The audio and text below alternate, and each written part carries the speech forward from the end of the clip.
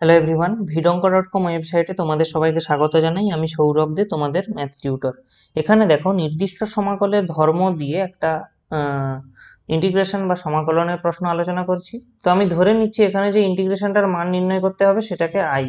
আচ্ছা, আমরা নির্দিষ্ট সমাকলের একটা ধর্ম জানি, integration 0 to a f of x dx. এটাকে আমরা লিখতে পারি integration 0 to a f of a minus x dx. এটা একটা নির্দিষ্ট সমাকলের ধর্ম, আমরা ডাইরেক্ট ওখানে এটাকে অ্যাপ্লাই করব। তো দেখো, আমাদের লিমিট 0 টু পাই ছিল, থাকলো আমরা প্রত্যেকটা এক্স এর জায়গায় পাই মাইনাস এক্স করে দেব।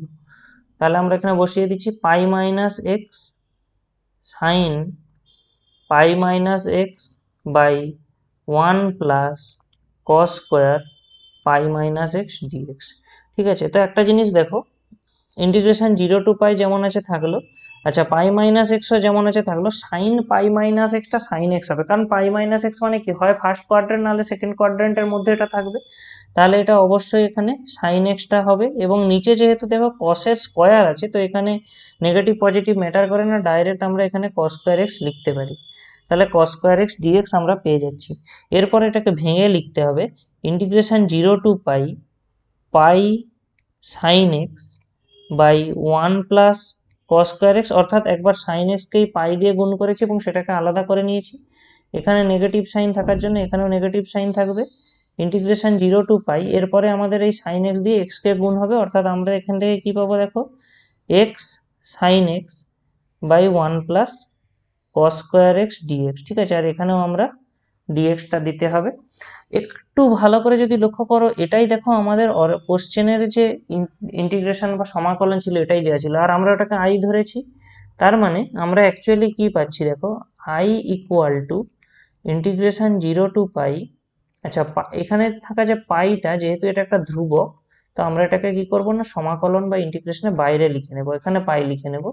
তাহলে আমরা কি পেয়ে যাচ্ছি এখান থেকে দেখো, sine x dx by 1 plus cos square x, এবং এখানে আমরা আই লিখে নিচ্ছি। এই আইটাকে আমরা কি করব, এদিকে নিয়ে চলে আসবো, দিলে এই আই এবং এখানে থাকা আই যোগ হয়ে আমরা পেয়ে যাবো এখান থেকে 2i। তাহলে 2i ইকুয়াল টু আমরা পেয়ে যাবো pi into integration 0 to pi sine x dx by 1 plus cos square x.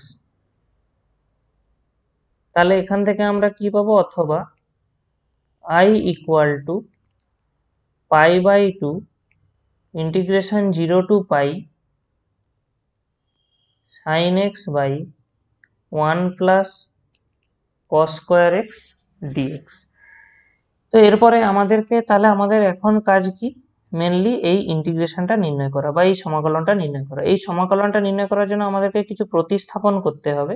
তো আমি ধরে নিচ্ছি কস এক্স এর ভ্যালু হলো জেড।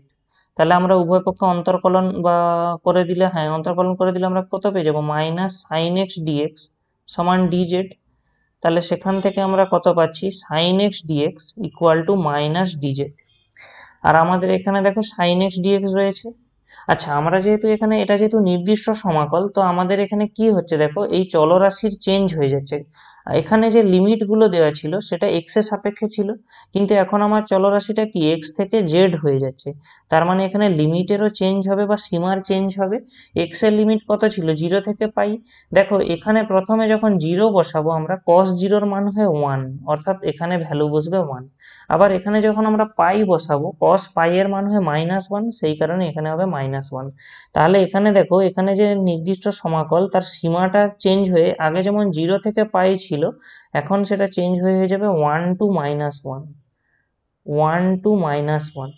এবং এখানে স্বাভাবিকভাবে আমরা অলরেডি বলেছি যে এখানে এক্স এর আর কোনো মানে থাকবে না, এখানে রাশি সমস্ত কিছু জেড এর হয়ে যাবে। তো সাইন এক্স ডিএক্স এর মান আমরা কত পেয়েছি, মাইনাস ডিজেড। তাহলে সেটা এখানে বসিয়ে দিই, minus dz by 1 plus z square. তার কারণ কি, কস এক্স কে আমরা ধরেছিলাম জেড, তাহলে কস স্কোয়ার এক্স মানে 1 বাই জেড স্কোয়ার। তাহলে এখান থেকে আমরা পাচ্ছি পাই বাই 2। আচ্ছা, নির্দিষ্ট সমাকলের একটা ধর্ম আছে দেখো, a to b f x dx, এটাকে আমরা লিখতে পারি minus b to a f x dx. তার মানে কি, যদি আমরা একটা ঋণাত্মক চিহ্ন এখানে গুণ করি এই ইন্টিগ্রেশনের সঙ্গে, তাহলে সীমাগুলো চেঞ্জ হয়ে যায়। তাহলে দেখো, আমাদের এখানে একটা -1 রয়েছে, সেটাকে যদি আমি অ্যাকচুয়ালি ইন্টিগ্রেশনে অ্যাপ্লাই করে দিই, তাহলে আমাদের এখানে স্বাভাবিকভাবে সীমাটা চেঞ্জ হয়ে কি হয়ে যাবে, -1 to 1 হয়ে যাবে, এবং এই পার্টটা আমাদের চলে আসবে কত, dz/1 + z²। অ্যাকচুয়ালি এটা -1টা ধ্রুবক হওয়ার জন্য আমরা এটাকে ইন্টিগ্রেশনের বাইরে লিখতে পারতাম, তাহলে ইন্টিগ্রেশনের বাইরে লিখলে কেমন দেখতে হতো, এরকম দেখতে হতো, এবং সেখান থেকে আমরা ঘুরিয়ে নির্দিষ্ট সমাকলের ধর্ম থেকে এটা লিখতে পারি। তাহলে আমাদের এখন শুধু সমাকলনটা করতে হবে, আর dz/1 + z² এর সমাকলন বা ইন্টিগ্রেশন আমরা জানি কি হয় না, tan ইনভার্স z, এবং এখানে নিম্ন সীমা হবে -1 এবং ঊর্ধ্ব সীমা হবে 1। তাহলে আমরা কি পাবো এখান থেকে, π/2 tan inverse of 1 minus tan inverse of -1। তাহলে আমরা এখান থেকে কি পেয়ে যাব, equal to π/2 tan inverse of 1 মানে কত, π/4 মাইনাস tan ইনভার্স অফ -1 মানে আমরা পাবো -π/4। তাহলে আলটিমেটলি কি আসছে, π/2 ইন্টু π/4 প্লাস π/4, তার মানে π/2 ইন্টু 2 ইন্টু π/4, কারণ দুটো π/4 এর যোগ ছিল, সেটাকে আমি 2 ইন্টু π/4 লিখে দিয়েছি। দেখো এই 2 কেটে গেল, তাহলে আমাদের ক্যালকুলেট করে কি হবে, এই পাই আর পাই গুণ হয়ে যাবে, অর্থাৎ π²/4।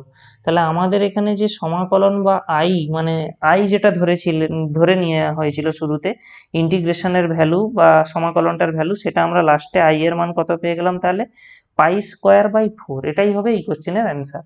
ভিডঙ্ক.com ওয়েবসাইটে ম্যাথটি দেখার জন্য অসংখ্য ধন্যবাদ। এরকমই নানা প্রশ্ন ও তাদের সমাধানের জন্য আমাদের ওয়েবসাইটটি ভিজিট করো।